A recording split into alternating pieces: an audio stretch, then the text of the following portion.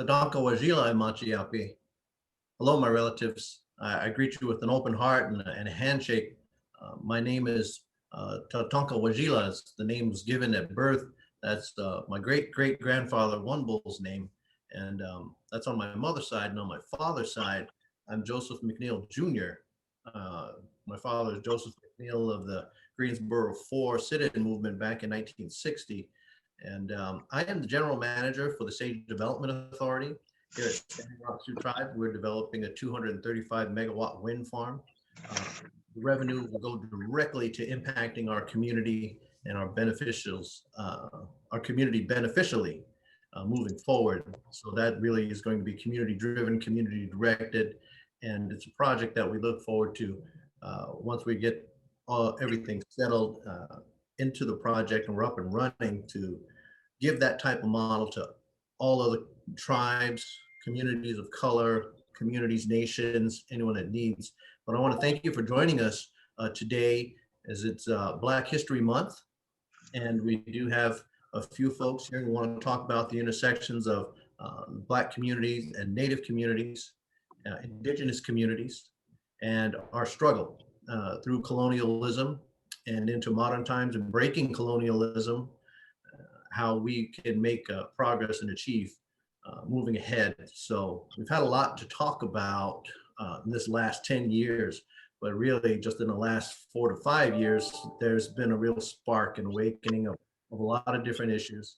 And I want to welcome a few of our panelists. 2 of them will be joining us, but the one on right now is my good friend, Chase Iron Eyes, and Chase can do his introduction. Thank you, Joe, and Kola Iuha Chicha. My name is Chase Iron Eyes. I'm Lakota, currently seeking dual citizenship in the Standing Rock Nation, as well as the Oglala Lakota, and tripartite, I should say, with the Cheyenne River. That's a whole nother discussion and kind of an inside joke with Joe. But I am an attorney. I am married to Dr. Sarah Jumping Eagle, and we're raising our 6 children on the Pine Ridge Reservation right now. I work for the Lakota People's Law Project, as well as helped found Last Real Indians Media. And we just launched a show last night called Cut to the Chase. It's available on Lakota Law and on LRI, on Last Real Indians. It's an hour-long show. And during this time of COVID, we're confronted with a lot of challenges. And so I'm really thankful that Kola Joe here with Sage Development Authority, formerly Standing Rock Development Corporation, Mr. McNeil is in a unique position to push self-sufficiency and tribal economic empowerment to another level. And thank you for using this platform for Black History Month. It's my honor to be with you today. Thank you, Chase. I appreciate that. And you know, particularly your comments about your family. You know, coming up, we all have, no one's really nuclear family anymore. You know, everything comes together as it comes together. I know my family and myself, my wife and I, we have 4 kids together, and we're expecting our first grandchild, you know, finally. It's happened. So, but that was the same thing with my own family. My own family was a blended family. My father being Black, we met my mother in Rapid City in the Air Force. When he was in the Air Force, she already had 3 kids, you know, so those are my brothers and sisters. So when you look at our family, it's definitely, you can see a difference, you know, in who we are and how we are, but it doesn't diminish us being raised as Lakota, Hunkpapa Lakota. We're proud of that.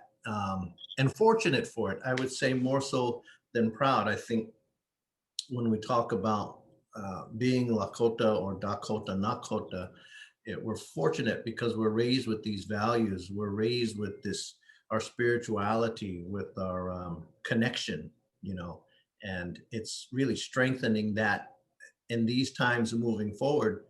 We were always accepting of people because we recognize not just in nature, but in people that we all have a spirit that deserves respect. So that's always I think is a gift, and that's something that we share moving forward. It's kind of our job, I think, to move forward these next days, this next ages, so our children have a better place, to. We have that's why we have the Hunka ceremony. Some of us view it as it's a way to make relatives, but it's also, we're all the Hunka child of the powers of creation. So we're all facing colonial constructs, colonial isms. We've all been kind of, well, they thought they were going to chew us up and spit us out, but we came out still having our original dignity intact. So the reservation experience, growing up off the res, like Indigenous people, Black folks, we're in a situation where we're trying to dispel these labels and the things that divide us, fully recognizing that we got to respect each other's differences. And this is one of the reasons why we left Denver and we left Rapid City and to raise our children on the reservation, which is that's not an easy choice. That's a complex thing that's going on there. But there are intangibles that are available in Indigenous cultures that you're just not going to find it anywhere. So I liked your comment about how that provides a source of strength and a source of dignity for all of us now who can, learn. We can avail ourselves of those different worldviews, and we're evolving. We're living proof of that. So anyway, thank you for making that comment.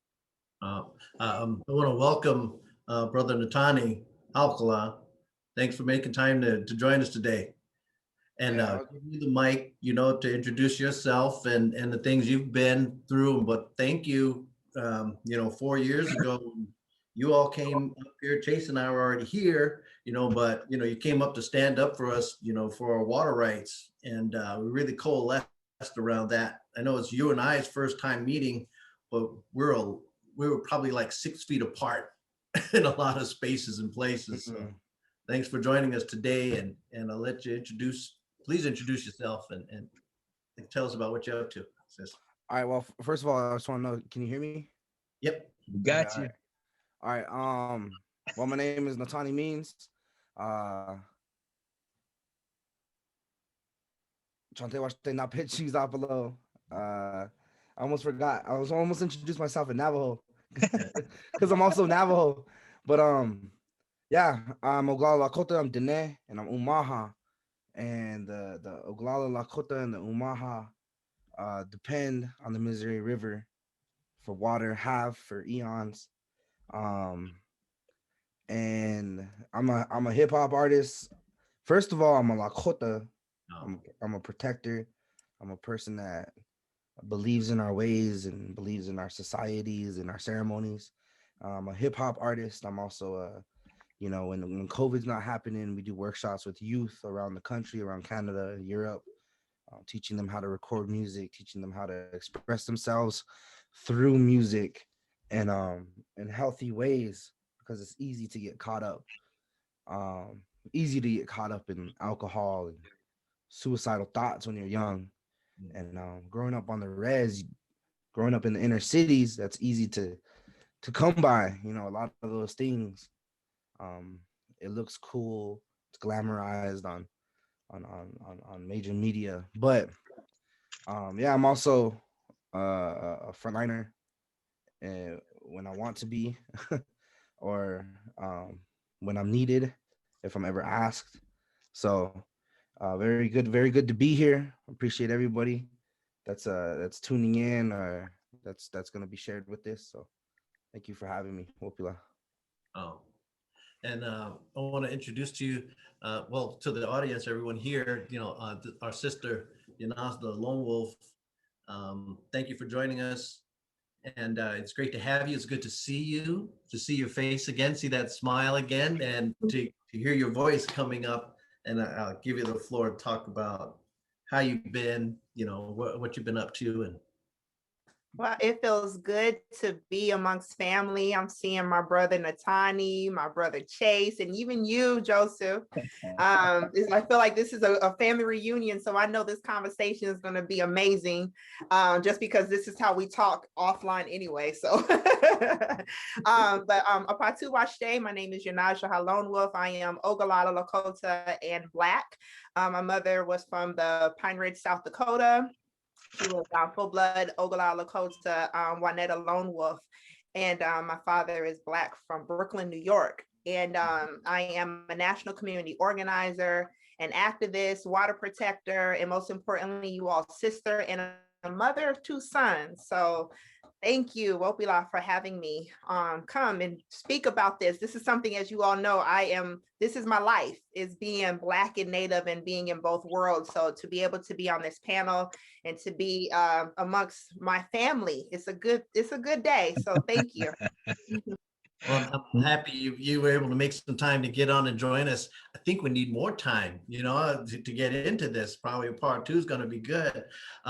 When I think about this, we've all talked about this, at some degree or another. Chase and I were just chopping it up about colonial constructs and where we come in history, separate and together, because there was always a struggle to survive, the struggle to live, maintain, escape, survive throughout history and our experience with colonizers, and coming into this place where our numbers as Black and brown, and by brown I also mean Central American, so Mexican, everybody through there, because colonialism taught us that we're not the same, and we are the same, so it's making those connections and strengthening our numbers there.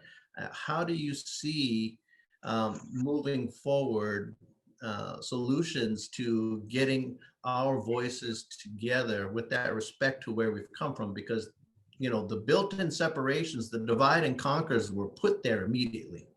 So moving ahead is where we're at now, because we see these folks eating themselves up at the Capitol. It's a good time to be us.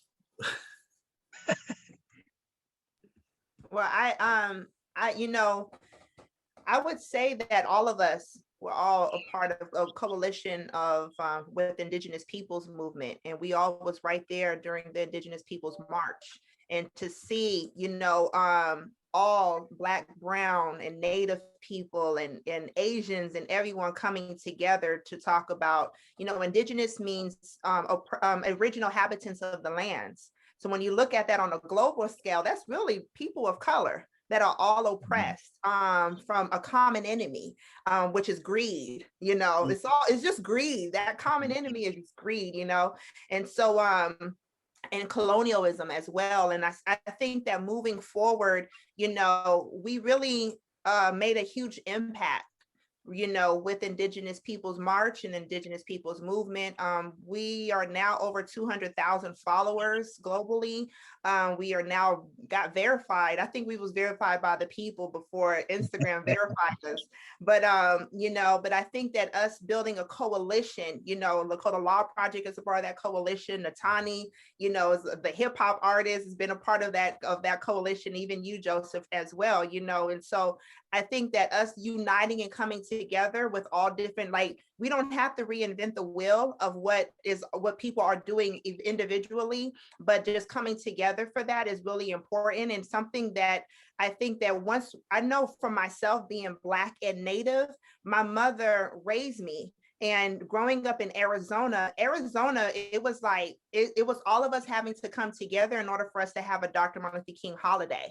We was the last state to have a Dr. King holiday. So it was normal for me to see, go to the Martin Luther King March, and to see, hoop dancers and Apache crown dancers, and then, the mariachi bands and the Asian, performers. It was normal to see people from all walks of life coming together. And it's when I left Arizona, it shocked me that how separate everyone was, and I was like, what is this? What is Spanish Harlem and Black Harlem? What is this? And that was just so odd to me. And I think that, just with organizing and everything that I do, I always try to create a space and an atmosphere of looking at our commonalities more than our differences. And I think that moving forward, that's what we have to do, is look at our commonalities more than our differences. And that's what I just feel that the future of organizing and how we could be able to push past all of the way that our common oppressor has separated us. They want to separate and divide us, you know, even intertribal, you know, we have a lot of intertribal mixing that is happening, and we need to embrace that. You know, I remember someone told me that I needed to pick between being Native or Black.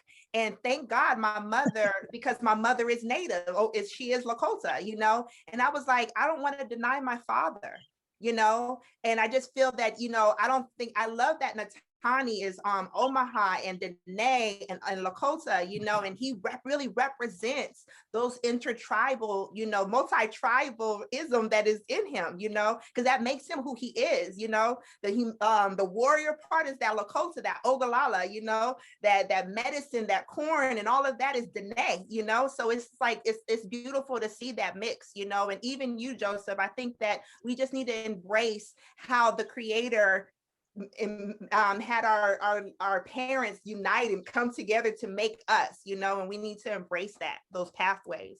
Yeah. Chase? Yeah, we definitely, by the way, it's very good to see everybody. Lila Dayawachianke. It's the winter time, so I get a little light skin in the winter, and then in the summertime, you know what I mean? But I'm feeling like the light-skinned brother out here right now. So, but thank you for being on. You know, we're Black and Indigenous worldviews, peoples, and cultures hit is a topic that we need to be completely apprised of at all times, because there's no excuse for the ongoing racism that originates within those colonial constructs. But like growing up on the res, we were racist to Blacks, to Mexicans, to whites, and there was never any excuse for it. Now we're in a time where we're starting to kind of realize who taught us to think that way about each other, right. and we're growing from it. And even like you said earlier, Joe, considering our relatives who are right now in cages at the border between the United States and Mexico. Those are Indigenous children that are being trafficked. And right now, we survived in a racist insurrection, a sedition from enemies of this country. And that's for all people of color who Trump supporters wish that we still knew our place, and we were willing to stay in that place of oppressed second-class citizenry. They long for those days, but we know that those days are done. There is we can never go back from the political and spiritual evolution that we're engaged in. So for us to have this discussion, people around the country need to know that we've always been trying to unite people.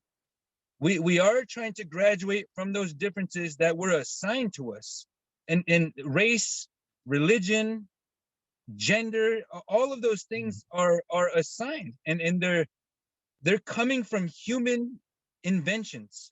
There is no such thing as a race, but because whenever you go apply for a job or to get a driver's license or whatever, they ask you what's your race or your ethnicity, and it's never something that is satisfying to how you identify yourself. So all of what we're involved in is creating safe places and empowering constructs for our children to know exactly who they are and how to flex in this day and age. Like we're standing on the shoulders of those that came before us, and we're able to accomplish great things.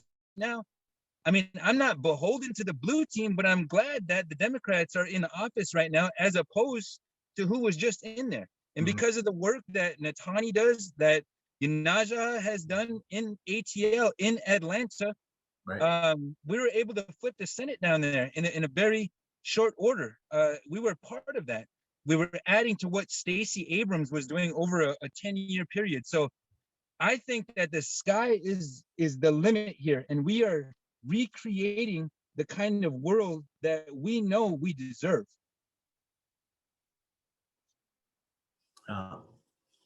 Nataanii? Yeah. I think can you repeat the question again real quick? Right? We just went that way. We went on a whole circle. I love it. But just to bring me back to center, can you repeat the question? What, talking about the constructs that we live in as just something that sparked me, if I could, real quick. When Chase was talking, is that these constructs say that we're Native American now, we're African American, we're Chinese American, we're I don't hear white, I don't hear European American. Somehow these guys just automatically got labeled American as owning the whole America. So it's that kind of thing, talking about breaking that out so that we can be identified. I mean, just my own opinion, the respect that we have for each other spiritually trumps everything else that these labels put us in. Yeah, I think right now, just like Chase said, when we come from, I grew up on the reservation where we're very tunnel visioned, and I've spent, I think, the latter part of my life. I'm only 30. I just turned 30. The latter part of my life, leaving the reservation at 18, trying to de-educate myself from what I learned in public schools on the Navajo res, and what I learned, how we should view each other and how we should view our relatives, because we're taught separately. We're taught to acknowledge each other separately rather than relations. And I was very privileged to grow up with a father who stressed relations. We are all related, and in our language. And recently, I've been taking classes, relearning our language, and to learn our language again is to throw away everything we learned before, and to go at it backwards, which in my way is the right way to go.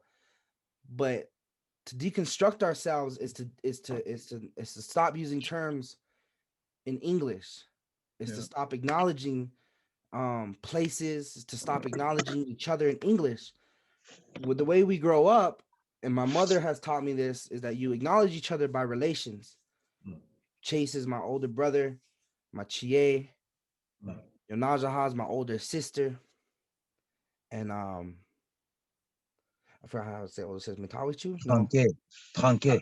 Yeah, Chonke.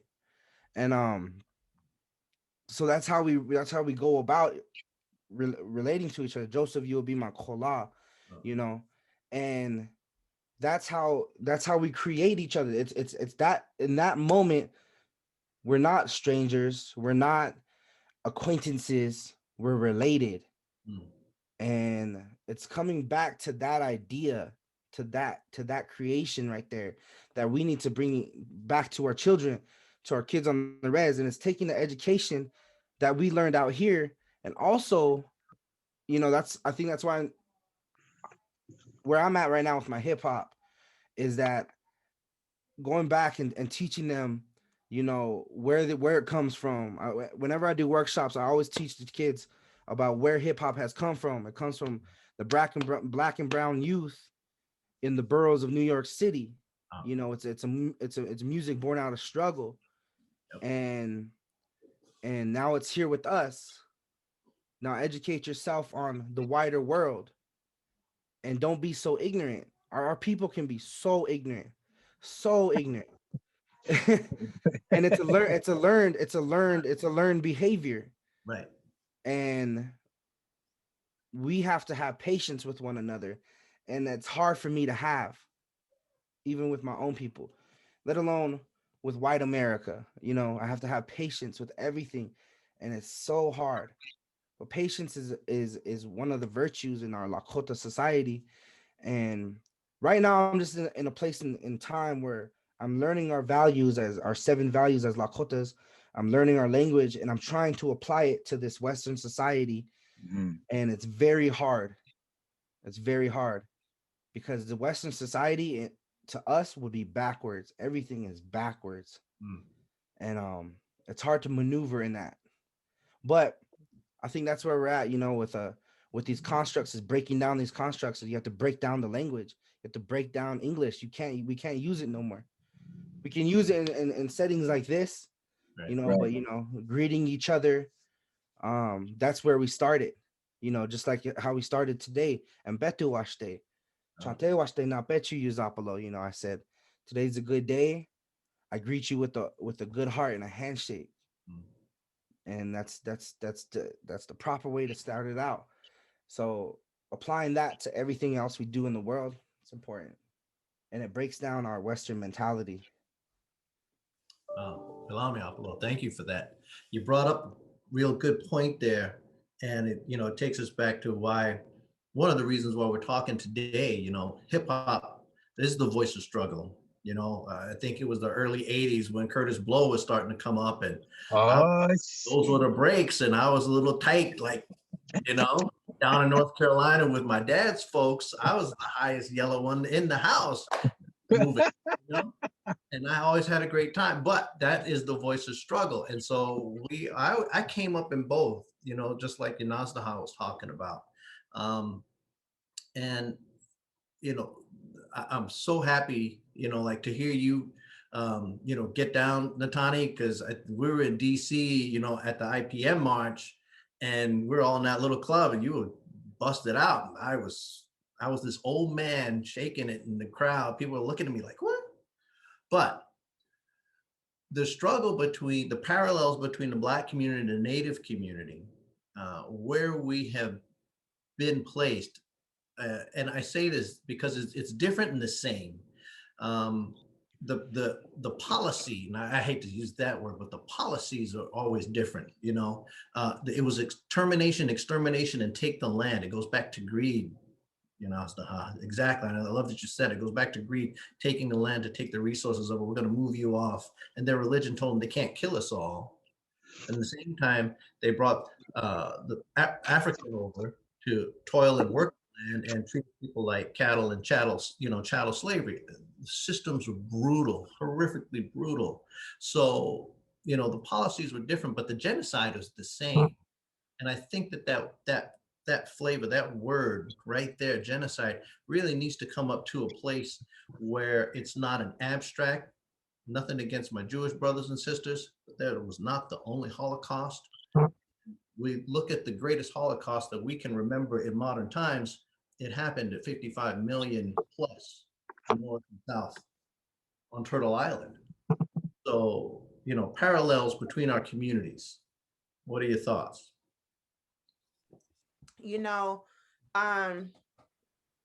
It was crazy, like, and you talking about taking the land, they took the slaves, they took Africans and enslaved Africans to take Africa. So not only did they take the land, because today Africa is now trying to reclaim its land back, but it is still owned by Europeans, and they still are under the doctrine of discovery, the same way as us as Indigenous people in Turtle Island are still under the doctrine of discovery, as well as in Australia, and as well as in other parts of India, is still under the doctrine of discovery. So our history, especially with that doctrine of discovery, we all have dealt with the same exact way of genocide. But it's a beautiful thing that we are still here. We're descendants of that. I always say, being Black and Native, I feel like I'm the oppressed under the oppressed. And the reason why I say that is because, I had to learn about the Trail of Tears in school. Well, no, I learned about Christopher Columbus. They didn't even give us the Trail of Tears, but Christopher Columbus. And then I had to also learn about the transatlantic slave trade. So I'm being hit with both. And then talking about trauma at such a young age, because I'm like, oh my God, these are my people, And but then as I got older, I love the fact that now people are like, Black Lives Matter. Mm. I love the fact that there was a Black president. I love the fact that there is a Black and Indian Black vice president. I love all of that. I love Beyonce. I love Jay-Z. I love all these Black prominent people. But then I look at my brother Nataanii, and I'm like, Nataanii deserves to be just up there as everyone else. You know what I'm saying? Chase deserves to be a correspondent on CNN and MSNBC, just like everyone else. You know, as Native people, when I go back home to Pine Ridge, it breaks my heart that I'm always having to learn about another niece or nephew that have committed suicide.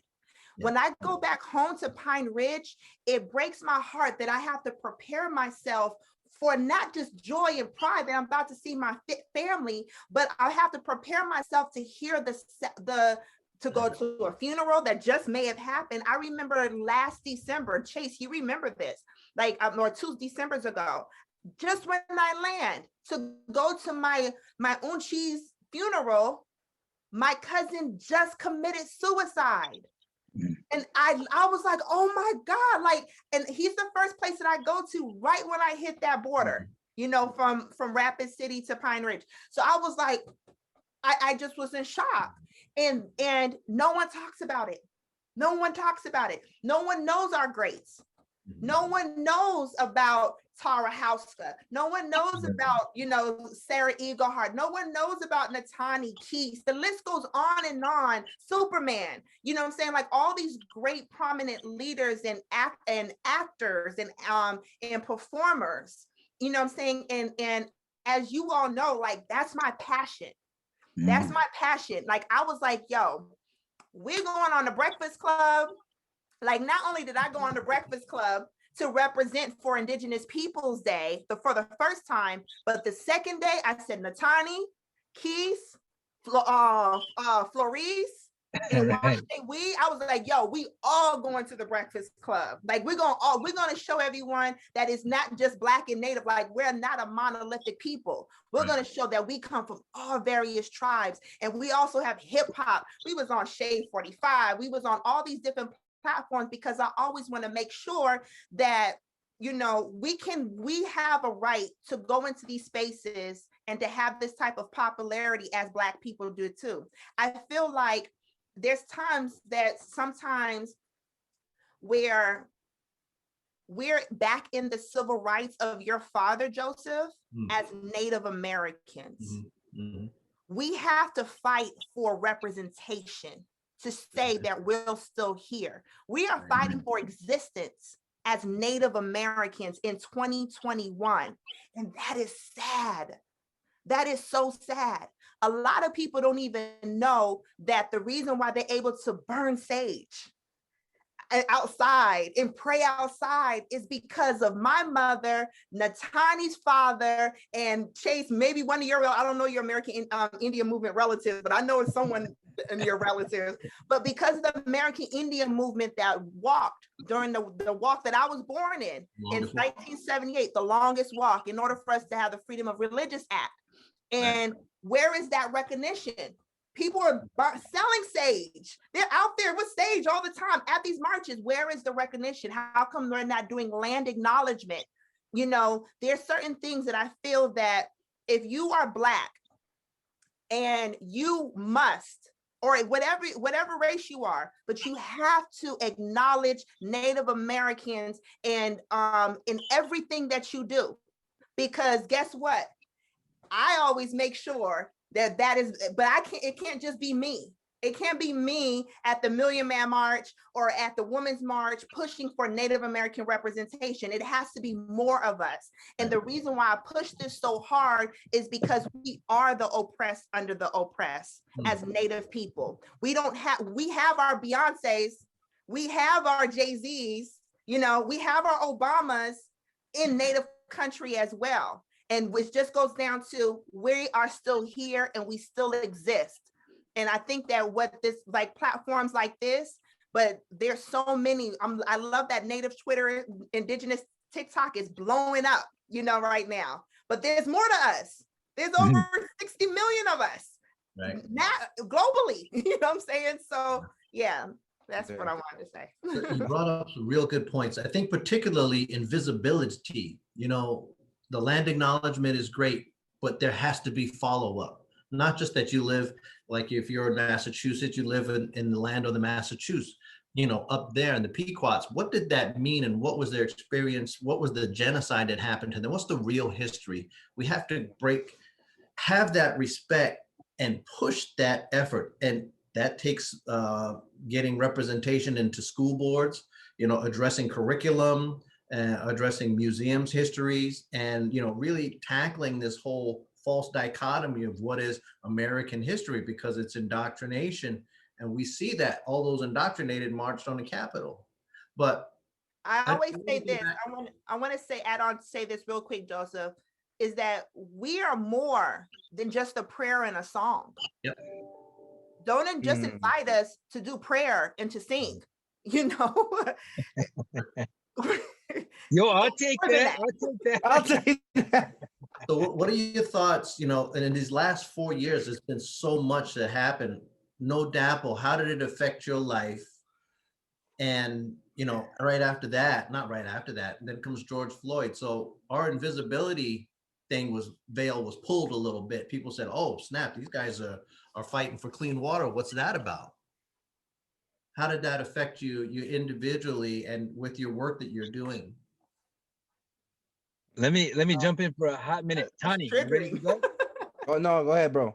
Okay, so for you know, Tani is what you just said there about indigenous languages that descend from and derive from the land, the earth, because the power is in the land. And yes, we're authorized as human beings to interpret that, to receive that, and to speak that, because the English language is not, I don't know where the English language comes from, but that's kind of like the software that I was taught that language first. Right. But when you reminded us of that, these languages, these songs, and I'm not talking about, you know, when I show up to play the flute or to do a land acknowledgement, I'm talking about our ceremonial songs. That's the word of God. That's the original word. And it's important for us to recognize our authority there. It's important for us to sing those songs and to speak those languages, because it's a vibrational frequency that emanates and goes out. And for everything we learn in the English language, it seems like it's designed to make us hate ourselves or to make us think that we're diminished, that somehow we're not on that level. So, but it takes people to kind of break out and seek their passion, or to be responsible for their gifts, whether that's speaking, whether that's emceeing, whether that's being a father, whatever it is, to whoever you are and wherever you are. It's important that you recognize that, because our children, you know, when YoNasDa mentioned suicide, we don't really know why our kids are challenged in their esteem, in their dignity, by things like the Washington Redskins, the Kansas City Chiefs. Even when I say we, I mean we as a whole in this country don't really recognize what's going on there. But everything our children are learning in these forms of media, whether they're educational, you know, on TV, on the internet, wherever, we're always being challenged. And so it's important for us to recognize our own authority and our own greatness, and live that, because young people are looking. Whether or not you want to be a role model, I don't like that term, because I make a ton of mistakes, but people are watching, and they need to see that we're owning who we are and what we are. I just want to say that you guys are inspiring me, and I got to dip out at 45 on the hour. I got a hearing for Oscar Highelt for the KXL pipeline. That's why only time you see a native in a suit, you know what I mean, is when something very, very serious is going down. Nate, this must be serious. Wait. Thank you, brother. I appreciate that. I got a question that popped up online asking, Does anyone on the panel have thoughts on how we as Indigenous people can address anti-Blackness and the many ways it shows up as colorism in our communities? You know, growing up, I grew up in Chinle, which is the heart of the Navajo Nation. My best friend is is half Navajo, half Black. His name is Micah Chapin. And when you're that deep into the res, it's very rare you see anybody else that's other than Navajo, you know. And you know, of course it's a top behavior to not like anybody that's different than you, you know. And it goes back to what I talked about before about learning relations and our relationships and the respect that brings. So when I grew up, you know, I saw people tease him because of his hair, being, you know, nappy or cornrow. He'd have it cornrowed. You know, people would call him names. We'd fight a lot. I'd fight with him a lot, and I never understood because he was Navajo, and it goes to another, you know, as well as our other family members that are half white, but they grow up on the res, you know, and they look light skinned, and they're teased constantly because of it. And to this idea of full blood and half blood and Yeska and all of it, you know, and it's deeply rooted badly into our reservation society. How to address it? It just comes from what I talked about earlier, re-educating ourselves through indigenous knowledge, coming back to creation, coming back to our way of life, and also having patience with each other. Sometimes you gotta give hard love. Like we fought in high school, we would fight each other in high school. You know, we would physically fight each other. You know, don't be calling them that. Fuck you too, and then we just get it on. You know, and they learn respect. Sometimes you have to take that approach. But it's needed. You standing up for one another is needed. If you see somebody making fun of someone, it's just correcting them. Correcting is appropriate in our culture. It's proper etiquette. And if I was saying something wrong right now, I'd expect my older brothers and sisters on the chat to correct me. Hey, stop that right now. And I can't say nothing back. You know, that's our way of life right there. You know, I said something wrong, I'm getting corrected. You know, if I say it again, I'm gonna get checked. So it's just standing up for one another. Also educating each other. Like, you know, I go into communities, I teach where hip hop came from. You know, a lot of things stem from Black culture. You know, the way we dress, our streetwear style, we attribute everything to Black culture. Music nowadays, everything, man. And the respect needs to be there for sure.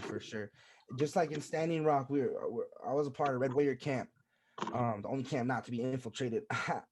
But but we had the Black Panther Cubs come and teach trainings, you know. And I think it was very shocking for a lot of people, you know, from Standing Rock and from those other camps. It was at a time where camp was kind of chill. There wasn't so many people there, but there was a lot of like, you know, people from Standing Rock. There was like a lot of white people over by the dome, but we had these Black Panthers there, and we were doing trainings out in front of the police lights and all this stuff in the daytime. Make sure they watch us, and you know, they would have these people that knew armed resistance or how to de-arm or whatever, self-defense stuff, and they were teaching us these things in front of the police. And I think it sent a shock through camp because of what the Black Panthers have done and who they are. They're just like, to me, they're like AIM, you know, in the 70s. You know, they took up arms to protect when they needed to. So they kind of have this stigma about them. So there was always this little murmur through camp, oh, you know, and it's that fear.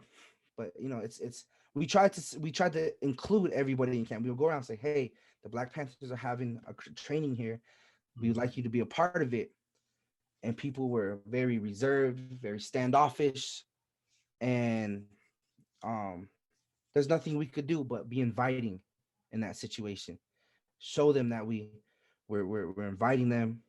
It's gonna take time to a to to not address, but to fix the anti-blackness in our communities, you know. And I'm sure YoNasDa has a more to talk about because she has a very unique perspective on that as well. Oh, Yes. I never heard that. I know I invited Fred Hampton Jr. to come up to the Standing Rock. And he's the son of Fred Hampton. And if you all get a chance, all the people that's viewing, watch the new movie, Judas. What is it? Judas and the what? like Messiah. Yeah, Judas and the Messiah. And that's about, so just a little history, Nataanii. Your father was very close with the Black Panthers. As a matter of fact, as you probably already know, but the American Indian movement started because of the inspiration of Black Panthers. And what a lot of people don't know is that, because I remember growing up and being in the rooms with your father and Kwame Ture and Reverend Jesse Jackson and Cesar Chavez and all these great people all in one room. Imagine that in the living room, just talking about how they envision us where we at today. And they were all from all backgrounds of life and everything, but they saw us united. And on that longest walk, even though the American Indian movement, it was the American Indian movement longest walk, but it was everyone on that longest walk that organized. It was the Black Panthers. It was the Nation of Islam. You know, it was a lot of great Black organizations that leaned with that. And Joseph, I know you know that history as well, you know. And when we look at the unity of the Black and the red, you know, after Standing Rock, I went and spent a summer on the West Coast by some of the tribes with Native Like Water. Mark Chavez has this organization called Native Like Water. So I could learn from a lot of the tribes on the shores. And what I've learned from a lot of the tribes on the shores, they all said, we've done trading with Africans way before Columbus. Right. So this relationship, especially on the shore tribes of Africa, shore tribes of Asia, shore tribes of Turtle Island, they were already doing this type of trading. When we look at our cowrie shells that Africans wear, and then we also, as you know, as Lakota or Chetty Shakoi women we wear these shell dresses, these traditional shell dresses as well, with that same cowrie shell. When we look at the beadwork, you know, you know, if it didn't say Lakota on there and I had this in Africa, they would see the similarities of this too. If you look, you know, one thing that our beadwork, the colors that we wear, everything is so similar, you know. And Nataanii is absolutely right. There has to be an understanding of self first. People come to me all the time and saying, me and Nataanii, and I know probably you too, Joseph, we sometimes we get like harassed by all these, you know, pro-Black, Afrocentric type of people, right? That tell us who we are. You're, you know, saying you're from the lost tribe of Israel, you know, say, or you're a Moor, and they were like, no, who are you? Who are you? Who's your grandparents? Who's your great grandparents? Right. Go down your personal, don't tell me what you think I am, because I know who I am. Mm-hmm. I know my family trees on both sides. I know where my family comes from, but who are you? And I think that we're at a point right now where we have to understand self and learn who we are. I've dealt with racism on both sides. Sometimes my Black family would say, oh, are you ashamed of being Black because you're always dressing in traditional Lakota, you know, traditional Lakota clothing? And I'm like, no, I love being Black. And when I wear something African, then it's like, you know, then growing up, I remember at a powwow, oh, I was so happy. I was dancing, you know, my little shawl. Right. And then I heard these elders on the side saying, get that nigger off of the powwow. She's not supposed to be out there. And that broke my little heart. I was only 5 years old and I knew I had a right. And I used to look at my mother and be like, man, how come I don't look like her? But thank God that my mother was like poured into me, not just my native side, but my Black side. And not only did she have me learn the tribe of where I come from, but all of the tribes. Then she said, you're going to go to Africa, like not physically go, but you're going to learn about the tribes of Africa. Yeah. And then you're going to learn about the tribes of South America. Then you're going to even go to Asia, research about Asia and learn all these various tribes. So colorism within Native community, I've dealt with it, especially in South Dakota.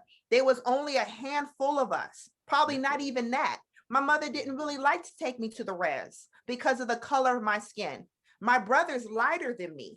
So it was like, even he dealt with it. But me, when I was there, my cousins, shout out to my Poor Bear family, man, and Shangru, they off the chain. They was constantly fighting everybody that was calling me names and stuff like that. But I thank God for my mother that really instilled pride into me, that now it doesn't matter where I go. I'm like, I know who I am. It doesn't matter how adults look at me. I still get harassed. There's still memes about me saying that I'm Nigerian and I was adopted. And there's all types of memes and hate that is about me. Nataanii knows. Nataanii be like, yo, sis, I really get a lot of hate because of the fact that people think that a person that is mixed should be light-skinned with long curly hair, not beautiful brown melanated woman, and that's who I am. That's how God created me. And one thing that one of my medicine men told me, he said, culture and race are totally two different things.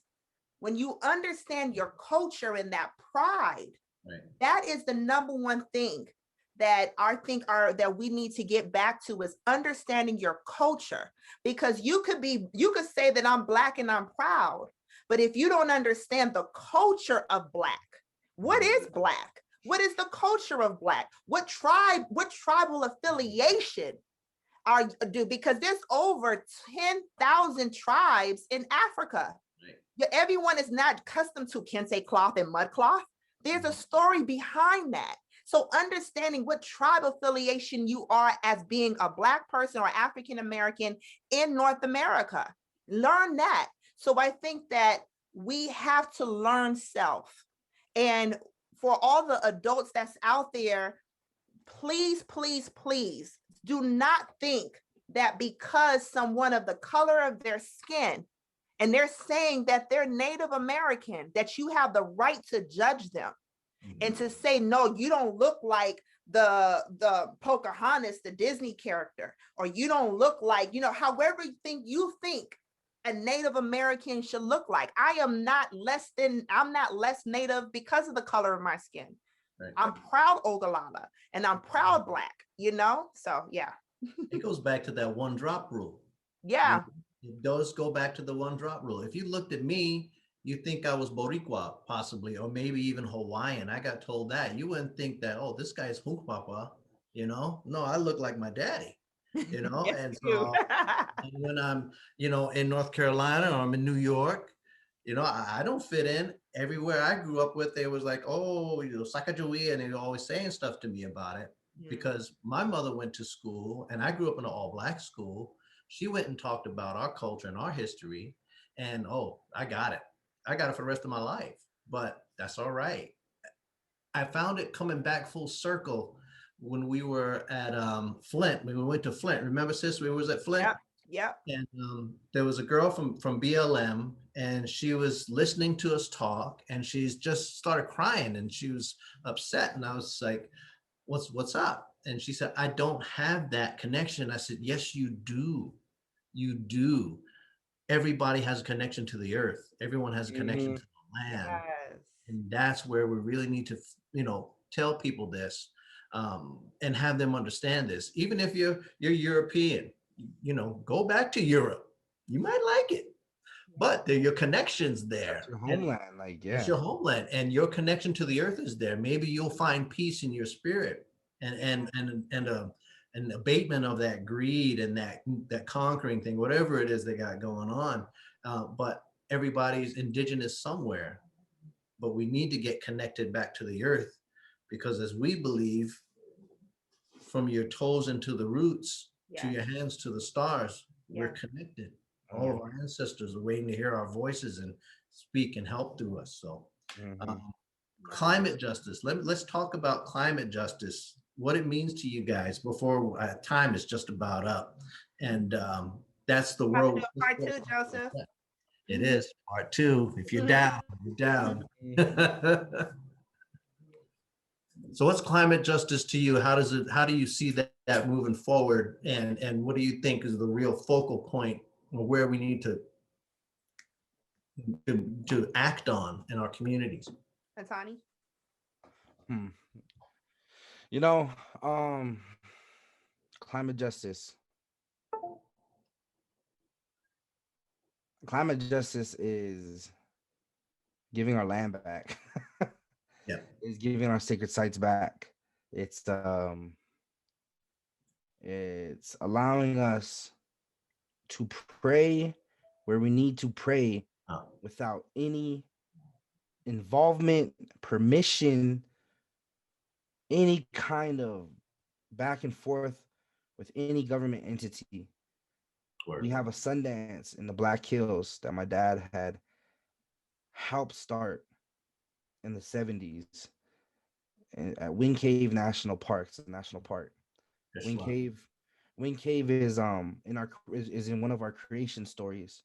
We emerged from there when Eknomi tricked us to come out and chase the buffalo. At one point we were in the underground caves there living, and we emerged. So it's a very sacred area to us in the Black Hills. We have our Sundance out in the hills in the buffalo pastures, kind of towards Pine Ridge a little bit, and it's a beautiful time. But every year we have to, first we claim the treaty, and we go in there not from a will you let us have the Sundance stance, but we're going there from a we're having this Sundance here because of this reason. And there's nothing you can do about it. So you have to work with us. But we would rather not work with them, We would not rather have them patrolling by every other hour to check on the camp, or to, just their vehicles showing up on the road, slowly coming by, and our Sundance is hidden. You can't see it from the road, which is really good. But that's what climate justice is to me. Allowing us to live freely, allowing indigenous people to live freely without any involvement from the government. And when that happens, the land will start to heal. Because as we are reclaiming our language, our identity, we are also reclaiming our healing, our involvement with the land, and what that means. In our Navajo way, there's times where you can't even strike the land with a shovel in traditional society. There has to be something given, or there has to be a prayer. You don't have that right to strike the land like that. And that's why a lot of our homes are built without digging, or and if they are, there's a lot that goes into that preparation. The earth lodges of the Rikara, the Pawnee, and there's a lot that goes into that. But that's, to me, is what climate justice is our relationship back to the land. Of course, climate justice can also be what they're doing at Line 3 right now. Out in Minnesota, they're doing actions every day to stop construction work in the dead of winter. And I've been out there at Line 3, at the fight of Line 3, 2 years ago. We were out there from July to February, and I was frontlining. And it was hard, very hard. And I took a break from it because of how hard it was. And big props to those guys. And if anybody's watching right now, please look up, Yep. I think stopline3.org. Yeah. Check them out. Check out GNEW Collective, GINEW Collective, Facebook and Instagram. Terra Huska, they're out there every day in the negative degree weather, and it's hard to do that. Hard to wake up every day, hard to have meetings, hard to plan, hard to know that hard to even continue when you have charges already. I'm dealing with charges in South Dakota right now and in New Mexico, and it kind of hinders my ability to frontline because of what I have to agree to terms with. But that's what climate justice is. And if you're not able to frontline, support places like this, GNU Collective, support the people running for the No DAPL campaign right now, still to inform President Biden to cancel No DAPL, to cancel DAPL. You know, he canceled Keystone XL, but then signed a bill that's approving of, what is it, more than 19 other drilling in the country. And that's how this government works.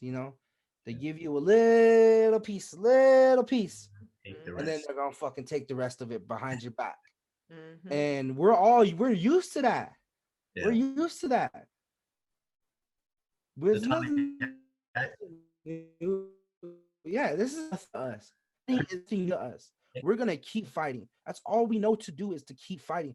And it's hard because every day I have to live like this. I have to live tense. I have to lift my fists up. Whether I'm fighting my own people, whether I'm fighting this institution of westernized education, whether I'm fighting the government, whether I'm fighting tribal government, whether I'm fighting family. Yeah. Just kidding. But no, we always have to look like this as indigenous people. And I think that's important to have a relationship with our black brothers and sisters right now, because we've done it alone. We're less than 1% of the country in our own country. Yeah. And to have allies that have huge platforms, that have huge populations, that can have us say, hey, come stand with us, we got you. Yeah. That means a lot to us. Yeah. And it's also very scary too, because we don't trust many people. Yeah. And I just want to acknowledge that it is Black History Month, and to acknowledge all the Black heroes that have stood up for rights, not only for the Black people, but for our people, and for Mexicans, Asian Americans, all these different ethnicities that have come about. But this is where we're at, and it's not going to stop. As you can see, he just approved not over 20 more drilling sites. They're running to DC from Oak Flat right now. Yeah. Which is it's a decade-long fight as well right now. It's never ending. These fights are never ending. You think you have a chance to breathe? Oh, Keystone got nope. We're right back in it. And it hurts my heart, because I do love hip hop, and I just wish I could just sit at home and write music all day, or not have to worry about the sadness the wintertime brings. And suicide was talked about, and there's this quote by Mark Tilson Jr. In a documentary that hasn't aired yet, but he said that during the No DAPL camps, the 7 months that we're there, there's no recorded suicides on Standing Rock. And he said, we found the cure to suicide. What is it? It's purpose. Yep. Yep. Yeah. I think that Thank you, Nataanii. that rang a lot in my spirit, because I found purpose out there. And it's been hard to find that feeling again. And my dad said it one time to me before. He said, son, he said, I know real freedom. I know real freedom. So you don't know freedom. I know real freedom. I found freedom inside Wounded Knee in 73. That's where I found freedom. He said, if you ever find it, you're gonna always want it again. Always chase after it. And after the camps, 4 years later now, I've been through the lowest points of my life because I felt like I lost purpose. A lot of people felt like they lost purpose. So climate justice to us isn't just a phrase or a saying. It isn't just something we rally and make signs for. Climate justice is our way of life. It's going to pray at Bear Butte in South Dakota, Sturgis, South Dakota, but not being able to pray for 4 days and sacrifice 4 days food or water, no food or water, because there's a rally, a motorcycle rally going on. Because there's topless and drunk, all kinds of drunk white people over here, and you can't pray because you might be harassed or hurt. That's what climate justice is to us. It's real. It's a way of life. It's our way of life.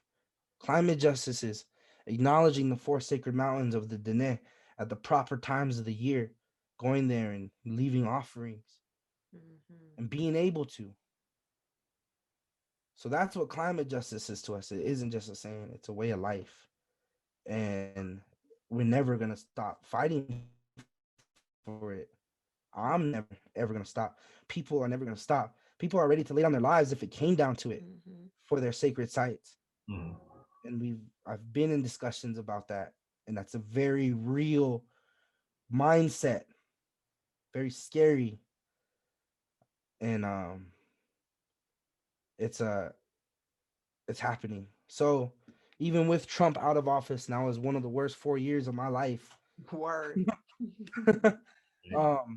I'm prepared, you know. I'm always prepared. In Lakota we say na ke nua wa ualo. Anytime, any place, I stay ready. And I'm ready. Always. Justice. Thank you so much for that, Nataanii. We're gonna need another session, y'all. We got to do this again. Where we are out of time because we got to hit what climate justice means. Thank you so much for that, Nataanii, because you're absolutely right and all that. I want to welcome everybody to check us out at anpetuwi.com. This is our wind farm where we're working to build this so that we can provide what our community needs and give this model to all the other tribes and all the other communities that can use this for our own determination. Our own people can do this in our own ways. My sister YoNasDa Wopila Tanka, thank you so much for making time. Kola Nataanii. Thank you all so much. And there's more questions that came up, and we got to get to them. So if y'all are down, I'm down.